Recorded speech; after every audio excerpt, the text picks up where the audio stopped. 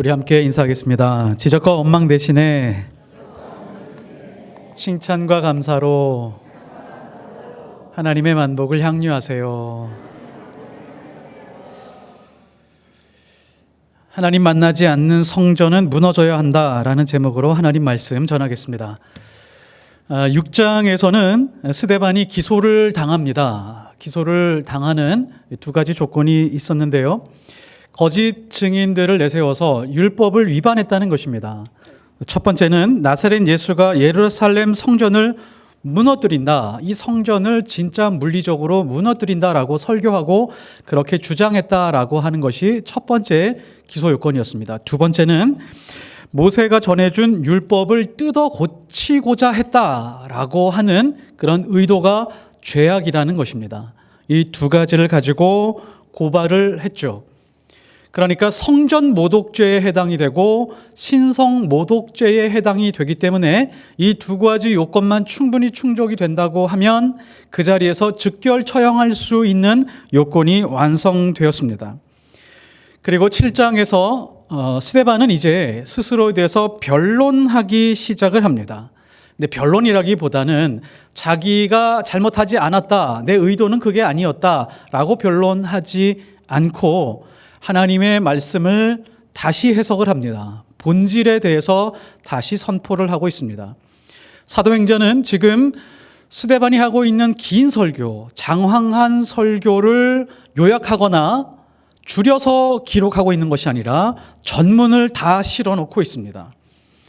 신약 성경에서 이때의 이 타이밍에 굉장히 중요한 내용을 다루고 있기 때문에 이것을 하나도 빠지지 않고 다 실어 놓았습니다. 왜냐하면 지금 스데반이 말하고 있는 이 설교는 기독교의 본질을 이야기하고 있기 때문입니다. 그러니까 성전의 본질이 무엇이고 율법의 본질이 무엇인지에 대해서 정확하게 밝혀내고 조명해 주고 있습니다. 성전의 본질, 율법의 본질을 잘 설명해 내니까 어떤 효과가 있었냐면 곧바로 대제사장들이나 율법학자들에게 정조준해서 그 사람들의 삶을 위협하는 수준에 이르게 되었던 것입니다. 그러니까 밝게 청소하려고 하니까 더러운 부분이 드러나게 되어서 그 더러움을 가지고 있던 사람들이 가책을 느끼게 되는 그런 상황에 이르게 되었던 것입니다. 대제사장들 혹은 유대인들뿐만이 아니라 믿음을 가지고 있는 사람들이 이러한 오류에 빠지게 된다라고 하면 우리가 오히려 예수를 죽이거나 혹은 영혼들을 죽이는 아주 악한 모습으로 인생을 살아갈 수 있다는 것을 우리가 잊지 말아야 됩니다. 그러니까 스데반의 설교라고 하는 것이 지금 스데반이 주장하고 있는 이 본질이라고 하는 것이 대제사장들과 율법학자들이 가지고 있는 기득권 그리고 그들이 계속해서 누리고 있는 이득에 대해서 찌르고 있는 것입니다. 그러니까 이 사람들이 그 자리에서 견딜 수 없었던 것이죠. 자, 그러면 질문해 보겠습니다. 성전의 본질이 무엇일까요? 교회의 본질이 무엇이죠? 성전의 본질, 교회의 본질은 하나님과 만나는 것입니다. 하나님과 만나야 됩니다. 그런데 유대인들은 신앙이 어떻게 형성이 되었냐면 율법을 가지고 성전을 건물로 인식을 했습니다. 이 건물이 어떤 재료로 쓰여졌느냐, 어떤 재료로 만들어졌느냐, 백향목 혹은 레바논으로부터 온 백향목으로 쓰였느냐, 어느 지역에서 온 돌로 쓰였느냐, 혹은 누가 금을 헌납했고 누가 은을 헌납했는지 이런 것이 훨씬 더 중요한 것이었습니다. 그러니까 이러한 것이 자랑이 되었고 하나님은 점점 사라지는 역효과가 발생하게 되었던 것입니다. 지금도 교회 건물을 지으면서 성전을 짓는다고 말하는 사람들이 있습니다. 성전은 절대로 건물의 개념이 아닙니다. 예수님이 46년 동안 지어져 온 그 성전, 그러니까 헤롯 대왕이 지었던 그 성전을 보면서 내가 저 성전을 무너뜨리고 3일 만에 새로운 성전을 지으리라 라고 하신 그 말씀의 뜻은 바로 이겁니다. 예수님 자신이 성전이었고 예수님과 만나는 그 자리가 성전이며 예수님과 만나는 그곳이 거룩한 곳이다 라고 하는 그런 주장입니다. 이 설교를 듣고 있었던 사람이 바로 사도 바울이라고 제가 말씀을 드렸습니다. 이 자리에서 이 설교에 대해서 사도 바울이 듣고 있었습니다. 그래서 이 내용을 심화시킨 내용이 고린도전서 3장 16절입니다. 너희는 너희 자신이 성전인 것을 알지 못하느냐라고 이제 그 의미를 더 깊게 확대시키고 있습니다. 하나님을 만나는 그곳, 성령이 임재하신 곳, 예수님과 만나는 그 자리가 성전이지 건물 자체를 성전이라고 하지 말라라고 같은 개념으로 우리에게 가르쳐 주고 있습니다. 교회가 가지고 있는 가장 악한 행위가 있습니다. 악행의 뿌리가 있습니다. 교회가 맨 처음에는 은혜를 받고 하나님께 영광을 올려드리기 위해서 건물을 짓습니다. 건물을 세우기 위해서 무언가 계속해서 노력하고 기도합니다. 건물을 세웁니다. 좋은 자리를 보고 그 자리에 대지를 확보한 다음에 건물을 짓습니다. 그리고 사람들을 모읍니다. 사람들이 오게 할 수 있는 여러 가지 방법을 찾아냅니다. 그러면 사람들이 모이게 됩니다. 사람들이 모이게 되면 이 사람들을 신앙의 도구를 활용해서 많이 헌금하게 합니다. 하나님 앞에 많이 드리고 많이 봉사할수록 하나님이 복과 은혜를 내려주실 것입니다 라고 가르칩니다. 그리고 그 모임과 그 교회를 유지하게 됩니다. 여기서 무엇이 사라지고 있죠? 하나님을 만나는 것이 무엇인지, 하나님과 만나서 자기 신앙과 어떤 인격으로 살아가야 되는지에 대해서는 별 관심이 없습니다. 이런 골격으로 교회가 세워지고 있다면, 이런 뼈대로 교회가 구성되어 있다면 그 교회는 무너져야 됩니다. 그 교회는 이 땅에서 사라져야 됩니다. 하나님과 만남이 있어야 성전입니다. 하나님과 만남이 없으면 아무리 건물이 잘 지어지고 좋은 프로그램을 가지고 있다라고 할지라도, 혹은 모든 교인들이 전부 다 헌금을 하고 가난한 사람들 다 나눠준다라고 할지라도 하나님과 만나는 사건들이 없다면 그 교회는 아무런 의미가 없습니다. 그 교회는 다니지 않는 편이 훨씬 더 나을 수 있습니다. 그래서 이 상황을 보고 사람들이 가짜 거짓 증언을 하는 것을 보고 대제사장이 질문을 합니다.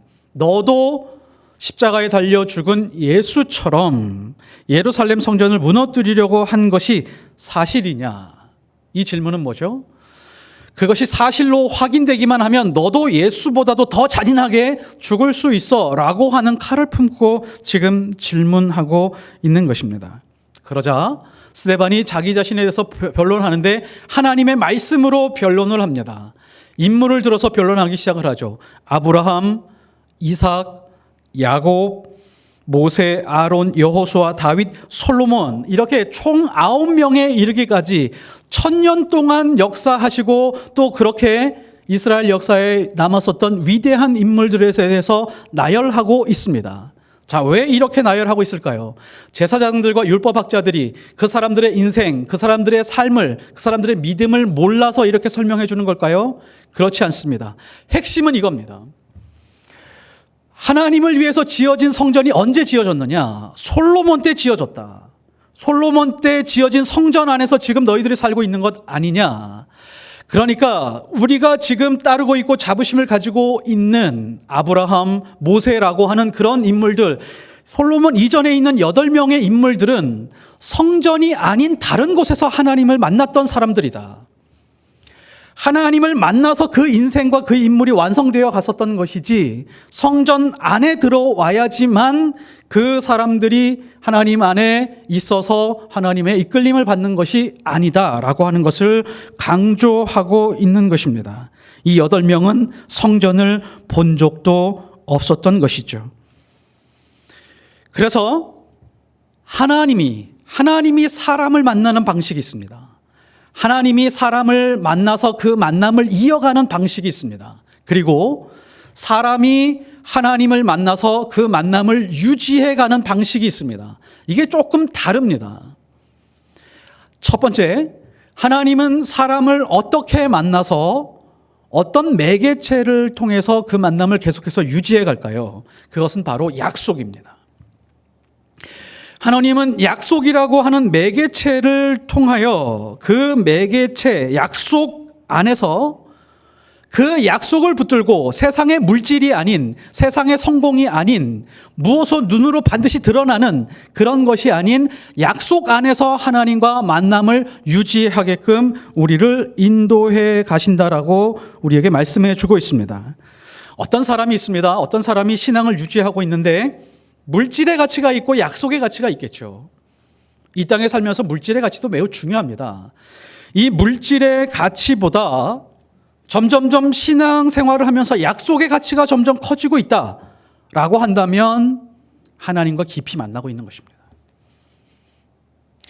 그런데 약속의 가치가 있어요. 약속이 중요하다는 것도 압니다. 약속이 진리라는 것도 압니다. 그런데 내가 가지고 있는 물질의 가치, 이 소유의 가치가 사라지는 장면들을 바라보면서 실망하고 좌절하고 신앙이 점점점 작아지고 있다면 그 사람은 하나님과 만남이 거리가 멀어지고 있다라고 보면 정확하게 판단할 수 있습니다. 우리는 하나님과의 약속에 대한 신앙적 기준을 올바르게 가지고 있어야 됩니다. 이 약속에 대한 가치를 가지고 있으면서도 이렇게 생각할 때가 있습니다. 하나님이 주신 약속을 잘 지키고 유지하면 하나님께서 좋은 결과를 주시겠지, 복을 주시겠지, 형통을 주시겠지라고 하는 기대를 가지고 무언가 신앙생활을 하고 있다면 잘못 방향을 잡은 것입니다. 성경도 물론 그렇게 말씀하고 있지만 더 깊은 곳에 하나님의 뜻은 그게 아닙니다. 약속은 관계를 위한 것입니다. 결과와 열매를 위한 것이 아니라 하나님과 더 깊은 관계를 위해서 약속을 주신 것이지, 이 약속을 통해서 너희들의 가치를 더 높여주겠다라고 하는 조건으로 주신 것이 아니라는 것이죠. 이것을 우리가 놓치지 말아야 됩니다. 교통법규가 있죠. 선진국은 교통법규를 엄격하게 잘 지킵니다. 굳이 처벌이 심하지 않더라도 많은 사람들이 교통법규를 잘 지켜나가죠. 독일하고 영국을 보면 교통법규를 지키는 방식이 좀 차이가 있습니다. 독일은 이런 식으로 지킵니다. 빨간불이 켜져 있으면 사람이 있든지 없든지 혹은 차가 지나가든지 지나가지 않든지 아주 외딴 곳에 있다라고 할지라도 빨간불이 켜지면 그냥 지킵니다. 서 있습니다. 안 지나갑니다. 그냥 광야 같은 허벌판이라도 신호등만 있으면 그런 지킵니다. 이게 독일 법규입니다. 거기에서 나온 법 철학에서 이런 법을 지키는 이제 그런 성향이 바로 독일입니다. 그런데 영국은 조금 다르죠. 회전교차로도 많고 또 신호등을 지키는 이제 그런 방식도 좀 다릅니다. 그러니까 신호등 신호체계가 있다라고 할지라도 서로에게 피해를 주지 않는다라고 하면 피해 주지 않는 범위 안에서는 신호를 어겨도 괜찮아라고 하는 생각을 가지고 있습니다. 왜냐하면 인간은 자유롭게 태어난 존재이기 때문에 다른 사람에게도 피해가 되지 않고 약속을 한 상대방이 없다라고 하면 약속 자체도 성립이 되지 않는다라고 하는 것이죠. 그래서 이 사람들은 이렇게 생각을 합니다. 무인도에 신호등을 세워놓고 그것을 지키면서 사는 것이 무슨 의미가 있느냐라고 하는 것입니다. 저는 한편으로 독일보다는 영국이 조금 더 괜찮지 않나라고 하는 생각을 가지고 있지만 사람마다 다르겠죠. 그러니까 약속을 하는 이유는 서로에게 피해를 주지 않고 서로의 인격적인 관계, 사회적인 관계를 위해서 약속을 주는 것이지, 이 약속이라고 하는 것은 처벌이나 그 약속을 통해서 그 사람이 더 잘되게 하거나 그런 매개체가 아니다라고 하는 것입니다. 자, 그럼 한 걸음 더 나아가서 신앙적인 관계도 마찬가지입니다. 엔도 슈샤크가 쓴 침묵이라고 하는 책이 있는데요. 실화를 바탕으로 쓴 책입니다. 아마 읽어보신 분들이 많이 있을 거라고 생각이 됩니다. 1800년대에 유럽에서 선교사들이 일본으로 많이 갔습니다. 많이 가서 선교를 했는데 일본에서 예수 믿는 사람들을 아주 심하게, 극심하게 박해를 했습니다. 그러니까 우리나라에서 순교한 사람도 많이 있지만 일본에서 순교한 사람들이 훨씬 더 많을 정도로 극심한 박해가 있었습니다. 어느 마을에 영주쯤 되는 사람이 예수님의 초상화를 놓고 밟고 지나가면 살려주겠다라고 하는 조건을 걸었습니다.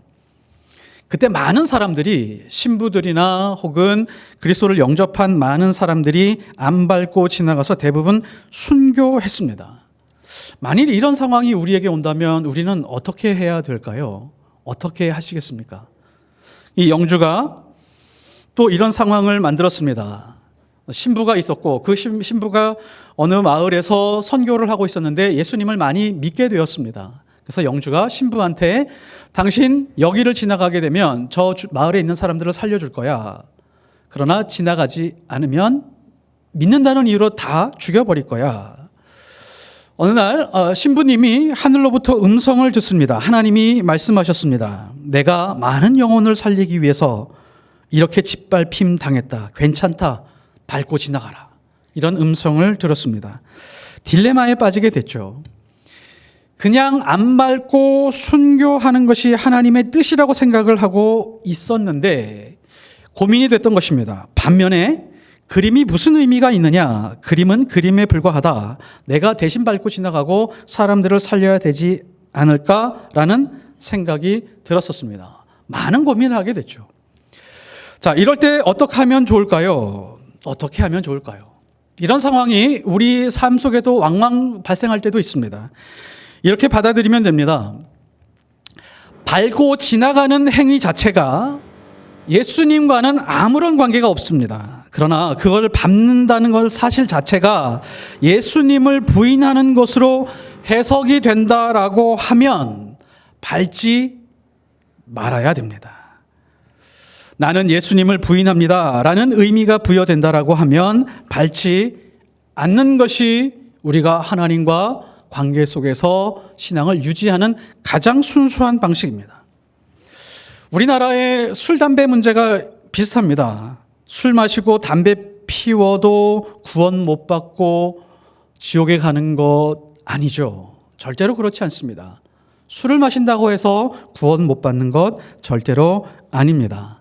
술 마시고 담배 피면 너무 많이 마시고 너무 많이 피면 그냥 조금 다른 사람보다 일찍 갈 뿐입니다. 그냥 그런 조건에 불과할 뿐이지 술 마시는 것, 담배 피는 것 아무런 의미가 없습니다. 그러나 그런 행위 자체를 많은 사람들이 믿음을 버리는 것으로 받아들이거나 예수님을 부인하는 것으로 받아들인다라고 한다면 우리는 그것을 거부해야 하는 것이 마땅합니다. 이게 나라마다 다르고 문화마다 좀 다르죠.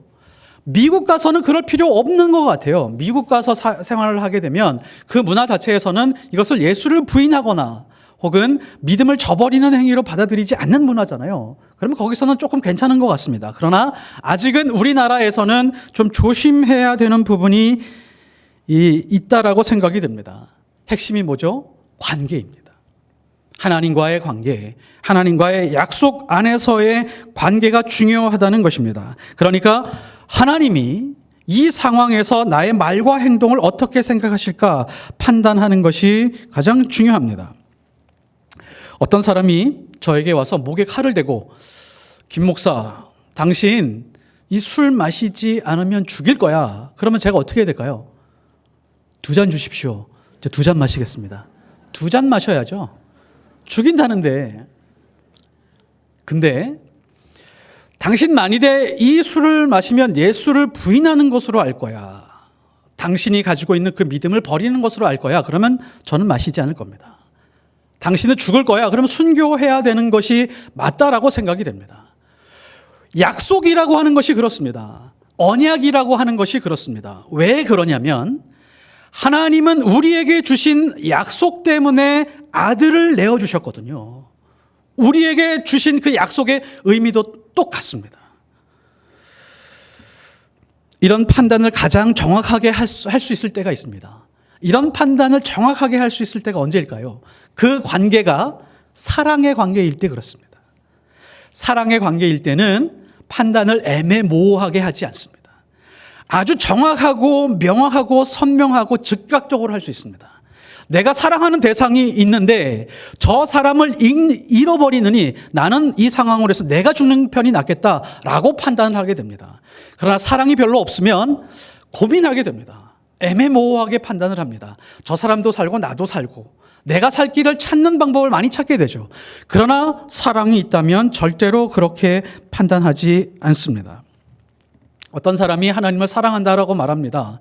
그리고 말씀을 많이 읽고 말씀대로 살려고 애를 씁니다. 근데 그 사람이 정말 하나님을 사랑하는지 드러나는 상황들이 있죠. 그 사람이 말씀을 사모하는데 이 말씀을 나누려고 하는 게 불편합니다. 그런 걸 싫어합니다. 하나님을 사랑하는 고백, 그리고 누군가를 사랑하는 고백이 있어요. 누군가를 사랑하는 사람들은 누군가에게 말하지를 않고 견딜 수 없는 그 무언가가 마음속에 있습니다. 제가 아주 좋아하는 친구가 있는데 고등학교 졸업하면서 그 친구가 여기다가 연애 편지를 이렇게 꽂고 찾아온 겁니다. 한 번도 누구를 좋아한다는 말을 한 적이 없는데 이제 각자 대학을 가게 되고 잘 못 만나게 되니까 뭔가 편지를 꽂고 왔는데 계속 왼쪽 가슴을 내미는 거예요. 좀 봐달라 이거예요. 전 눈치도 못 채고 자기가 사랑하는 사람이 생겼고 그 사랑하는 사람에게 편지를 썼는데 이 편지를 좀 읽어봐달라는 겁니다. 사랑하는 마음이 있으면 누군가에게 뭔가를 보여주고 알려주고 싶은 마음이 가득 차게 되어 있습니다. 예배하잖아요. 예배하는 그 순간 사랑하는 마음으로 예배드리게 됩니다. 사모하는 마음으로 예배드리게 됩니다. 내가 이 예배를 통해서 나는 주의를 잘 지켰어. 나도 이번 주도 주의를 잘 지켰습니다. 하나님. 이런 조건적으로 하나님 앞에 가는 것이 아니라 한 번의 예배를 통해서 하나님을 사모하고 하나님의 임재를 갈망하고 하나님의 은혜를 기다리는 그 사랑의 마음으로 예배를 드리고 기도하고 찬송하게 되어 있습니다. 어떤 사람은 기도하자고 하면 싫어합니다. 어떤 사람은 찬송하자고 하면 그냥 가만히 입 다물고 있습니다. 어떤 사람은 예배에 와서 앉아서 누가 안 왔나, 혹은 빈자리는 얼마나 되나, 혹은 주보에 오자가 있나 탈자가 있나 이런 걸 쳐다보고 있을 때가 많이 있죠. 사랑이 식었다는 얘기입니다. 하나님과 우리와의 관계는 언약의 관계, 약속의 관계이지만 그 밑에 사랑이라고 하는 것이 깔려 있는 그런 관계입니다. 두 번째는 사람이 하나님을 깊이 만나는 방식이 있습니다. 사람이 하나님과 만나서 한 번만의 만남이 아니라 그 만남을 쭉 계속해서 이어가는 방법이 있는데 그것이 바로 순종입니다. 순종하는 사람만이 하나님과 만남을 계속해서 이어갈 수 있습니다. 그래서 스데반은 성전을 건물로 인식하는 그 개념을 부셔버리고 있는 것입니다. 2절에 보면 스데반이 이르되 여러분 부용들이여 들으소서. 우리 조상 아브라함이 하란에 있기 전에 메소포타미아에 있을 때에 영광의 하나님이 그에게 보여 성전이 없는 곳에서 하나님이 사람을 부르지 않았느냐, 그리고 하나님의 일을 이루어 가지 않았느냐. 아브라함은 갈대아 우르에서 하나님을 만났다. 요셉은 감옥에서 하나님을 만났다. 모세와 아론은 광야에서 하나님을 만났다. 여호수아는 가나안 땅에서 전쟁하면서 하나님을 만나 그 인생을 살아갔다. 그리고 다윗은 동굴에서 하나님을 만났으며 다니엘은 사자굴에서도 하나님을 만났었다. 그래서 이 많은 사람들의 공통점이 있는데 하나님의 말씀을 붙들고 순종하면서 자기 삶을 이어가면서 하나님의 말씀이 자기 인생으로 들어와서 자기 인생 이야기가 만들어지고 그 인생의 스토리가 시작이 되었다라고 하는 것입니다. 창세기 12장 1절에 보면 하나님이 아브라함을 부릅니다. 여호와께서 아브라함에게 이르시되 너는 고향과 친척과 아비의 집을 떠나라 했을 때 아브라함이 어떻게 했죠? 4절에 보면 이에 아브라함이 여호와의 말씀을 듣고 따라갔다라고 말합니다. 이제 순종하는 그 시점을 기준으로 아브라함의 인생 이야기가 시작이 됩니다. 75세 이전에는 어떤 인생을 살았는지 세상 누구도 기억하지 않습니다. 그리고 그 이전의 삶이 아무런 의미도 없습니다. 이제 진짜 순종하는 그 순간부터 하나님의 말씀이 자기 인생으로 들어왔고 그 말씀에 따라 순종하기 시작을 하면서 자기 인생의 이야기가 시작이 됩니다. 우리는 하나님을 만났다는 것이 어떻게 확인된다는 거죠? 저는 하나님을 만난 사람입니다 라고 확인할 수 있는 방법이 뭐냐면 내가 어떠한 상황이 있다라고 할지라도, 고난에 있든지 기쁨 중에 있든지 어떤 상황에 있다라고 할지라도 하나님의 말씀에 순종하고 있다면 하나님을 만난 사람이라고 할 수 있습니다. 약속의 말씀에 순종하는 과정, 그 과정 자체가 하나님과 만나는 과정입니다. 그것이 예배이고 그 자리가 성전입니다. 많은 사람들이 이렇게 생각하고 신앙생활을 할 때가 있습니다. 어떤 신앙도 과정인데 가나안 땅에 들어가는 것이다. 취업하는 것을 가나안 땅이라고 생각을 하고, 대학에 들어가는 것을 가나안 땅이라고 생각을 하고, 사업에서 성공하는 것을 가나안 땅으로 설정을 합니다. 그러면서 그 과정 중에 신앙의 동력과 에너지를 모두 활용해서 거기에 도달하면 하나님이 은혜를 부어주신 것이라고 생각을 합니다. 아니요, 그렇지 않습니다. 하나님이 가나안 땅으로 인도해 갔죠. 이스라엘 백성을 인도해서 가나안 땅으로 들어갔습니다. 거기서 이스라엘 백성이 완성이 되었나요? 하나님의 사람들로 완성이 되었습니까? 거기서도 질병이 있었고 기근이 있었고 전쟁이 있었고 하나님을 버리는 배도의 행위들이 있었습니다. 가나안 땅으로 들어가는 것은 그렇게 의미가 없습니다. 다시, 광야에서 죽었던 사람들은 의미 없는 삶이었고 가나안 땅에 들어간 사람들이 의미 있는 사람들이었습니까? 전혀 그렇지 않습니다. 하나님 없이 가나안 땅에서 형통한 것은 의미가 없고, 아무리 광야라고 할지라도 하나님과 함께 살아가는 그 광야의 땅, 순종하면서 살아가는 그 광야의 땅이 훨씬 더 의미 있고 값진 인생입니다. 그분이 모세죠. 모세가 그렇지 않았느냐? 스데반이 외치고 있습니다.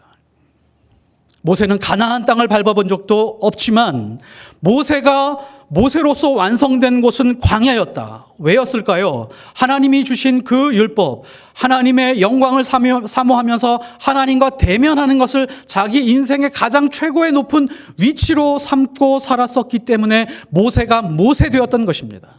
모세는 성전에 있어 본 적도 없었던 사람이었습니다.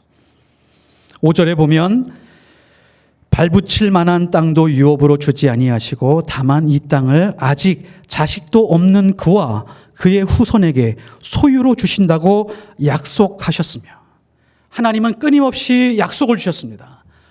땅을 먼저 주시고 눈에 보이는 것을 먼저 주시고 물질을 먼저 보여주신 것이 아니라 25년 동안이나 계속해서 약속, 그 다음에 눈에 보이는 결과를 주셨던 것입니다.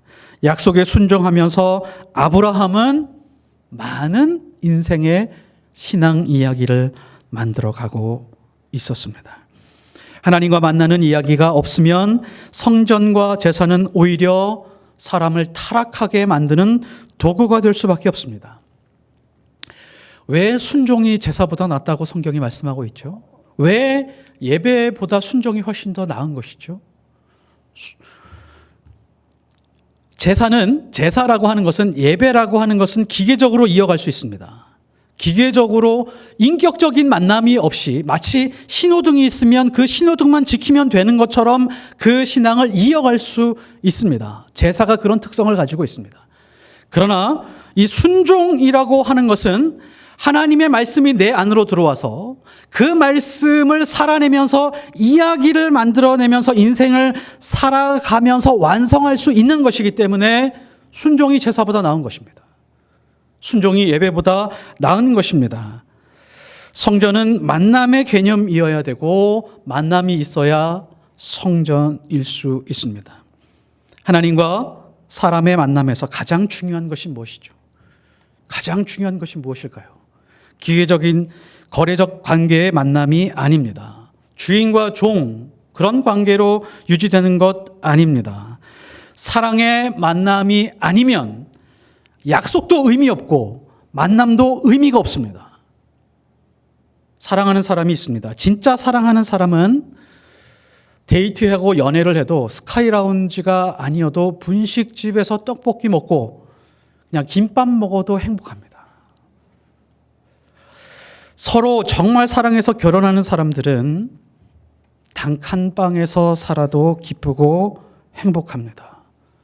환경이 절대로 사랑을 결정하는 것이 아니라 사랑이 나에게 주어진 환경을 견뎌나갈 수 있는 힘을 주게 되어 있습니다. 그런데 사랑하지 않는 사람이라면 호텔에서 만나도 싫고 궁궐 같은 집에서 평생을 산다라고 할지라도 지옥입니다. 세상 어느 곳에서 종으로 산다라고 할지라도 하나님이 계시면 살 수 있고, 세계 최고의 권력을 가지고 있다라고 할지라도 하나님이 없으면 어느 순간에 아침 안개와 같이 사라지는 인생으로 끝나게 될 것입니다. 그래서 만남이 예배이고 만남이 성전입니다. 우리가 당하는 모든 일을 다 그렇게 해석하고 받아들이고 살아가야 됩니다. 복에 대한 정의도 마찬가지입니다. 우리가 살아가면서 고난을 당하죠. 고난 때문에 하나님을 더 깊이 만나는 계기가 되었다면, 고난을 통해서 하나님을 더 사모하는 그런 사람이 되었다면 그 고난 자체가 축복입니다. 어떤 실패와 좌절과 질병과 심지어 내가 견뎌내기 어려운 우울증에 빠져 있다라고 할지라도 하나님을 만나는 통로가 되었다면 그것이 바로 성경이 말하는 복입니다. 왜요? 왜 복일까요? 심령이 가난해졌기 때문입니다. 애통하는 것이 무엇인지 알게 되었기 때문입니다. 정말 의에 줄이고 목마른 것이 무엇인지 뼛속 깊이 체험하게 되었기 때문입니다. 그래서 스데반이 외치고 있습니다. 아브라함의 자손이라고 자부하는 유대인들이여, 정말 하나님을 만나고 싶어 하는 간절함이 있는가? 아니면 이 성전을 통해서 기득권을 유지하고 이득을 누리려고 하고 자자손손 만대의 그런 그냥 물질적 축복만 원하는 자들이 아닌가? 하나님이 주신 최고의 계명, 하나님을 사모하고 사랑하는 그런 계명을 유지하고 붙들려고 하는 마음이 과연 있는가라고 외치고 있는 것입니다. 48절 49절에 보면, 그러나 지극히 높으신 이는 손으로 지은 곳에 계시지 아니하시나니 선지자가 말한 바 주께서 이르시되 하늘은 나의 보좌요 땅은 나의 발등상이니 너희가 나를 위하여 무슨 집을 짓겠으며 나의 안식할 처소가 어디냐. 나의 안식할 처소가 어디냐. 하나님이 안식할 처소는 건물 안이 아니라 사람의 마음속이다. 사람의 마음 안에서 거주하지 못한다면 세상에 어떠한 성전과 건물도 땅도 의미가 없다는 것입니다. 스데반이 우리에게도 외치고 있습니다. 하나님의 자녀들이라고 외치고 있고 자부하는 그리스도인들이요, 하나님을 만나고 싶어하는 그런 갈망이 있는가? 하나님을 만나고 싶어서 교회로 오는가? 아니면 그냥 주의를 지켜내고 헌금하는데 자기 신앙생활을 다 했다라고 하는 수준에서 신앙을 유지하려고 하는가? 라고 우리에게 외치고 있습니다. 하나님과 만남이 없으면 성전과 예배는 아무런 의미가 없습니다. 우리가 지금 교회로 모여서 예배하고 있습니다. 은혜를 받거나 무언가를 받아서 내가 누리는 데만 집중하고 있습니까? 아니면 하나님 만나고 싶은 마음이 조금 더 그 갈망이 크신가요? 신앙은 언제부터 퇴보하게 될까요? 나에게 오는 물질적 이득, 눈에 보이는 열매들, 영적인 혜택들만 취하기를 간절히 원하고 그것을 주시는 하나님, 그 인격이신 그분과의 만남, 그분을 사랑하는 것에 대해서 무관심하고 무시하고 있다면 그때부터 우리의 신앙은 퇴보하게 되어 있습니다. 하나님을 더 사랑하는 믿음과 은혜를 달라고 기도하는 사람이 드뭅니다. 그냥 우리에게 닥친 것을 먼저 해결해 달라고 하죠. 좋은 직장을 주십시오. 고난을 제거해 주십시오. 이 질병을 치료하여 주시옵소서. 그냥 평안하게 해 주십시오. 그러나 우리는 고난과 질병과 괴로움을 붙들고 이렇게 기도해야 됩니다. 하나님, 이 고난 중에라도, 이 아픔 중에라도 하나님을 대면하게 하여 주옵소서. 이 고통 중에라도 하나님을 더 사모하고 더 갈망하게 하옵소서. 하나님을 더 사랑하기 원합니다. 하나님이 우리를 만나는 방식은 언제나 약속을 먼저 주십니다. 그래서 구약을 주셨고 신약을 주셨습니다. 그 약속을 통해서 영원히 변치 않은 약속을 통해서 우리를 만나 가십니다. 사람은 하나님을 만날 때 그 약속을 붙들고 순종하고 지켜내면서 하나님을 만나게 됩니다. 그 안에서 만들어지는 하나님과 우리 인생의 인생 이야기가 있습니다. 사랑 이야기. 하나님이 나를 이만큼 사랑하시는구나. 그리고 나의 순종을 통해서 역사하셨던 그 하나님의 역사가 내 인생에 아로새겨지고 우리 인생 이야기를 말해주게 되어 있습니다. 약속과 순종이 있을 때 그 자리가 성전이 되고 하나님의 약속이 우리 안에서 온전하게 이루어지게 됩니다. 약속과 순종 안에서 생명이 있습니다. 예수님이 우리에게 생명을 주시려고 오셨다고 하셨습니다. 요한복음 10장 10절. 내가 온 것은 양으로 생명을 얻게 하고 더 풍성히 얻게 하려 함이라. 예수님이 어디로 오셨죠? 마구간? 아니요. 우리 인생 한가운데, 그것도 우리 마음 한가운데 오셔서 우리의 생명을 더 풍성하게 하십니다. 이 생명은 어떻게 풍성해지냐? 약속의 말씀을 붙들고 순종하면서 하나님을 사모하고 사랑할 때 풍성해집니다. 이 생명의 풍성함을 누리며 살아가시기를 예수 그리스도 이름으로 축복합니다. 기도하겠습니다. 하나님, 우리가 하나님 앞에 오면서 인격이신 그 하나님을 만나는 것은 마음에 두지 않습니다. 우리가 신앙을 지켜내고 그냥 우리가 신앙이 어느 수준에 도달했던 것에 만족하면서 살 때가 있습니다. 그 모든 것이 사라진다라고 할지라도 하나님을 사랑하고 하나님을 만나고 하나님을 그리워하고 하나님을 갈망하는 그런 신앙의 순수한 보석 같은 믿음이 우리 안에 있게 하여 주옵소서. 약속을 주셨습니다. 그 진리, 보석, 그 약속의 말씀을 붙들고 하나님 만나게 하시고 그 약속으로 인해서 우리가 믿음으로 순종하게 하시며 그 안에서 하나님을 더욱 사모하고 사랑하게 하옵소서. 예수 그리스도 이름으로 기도드렸사옵나이다. 아멘.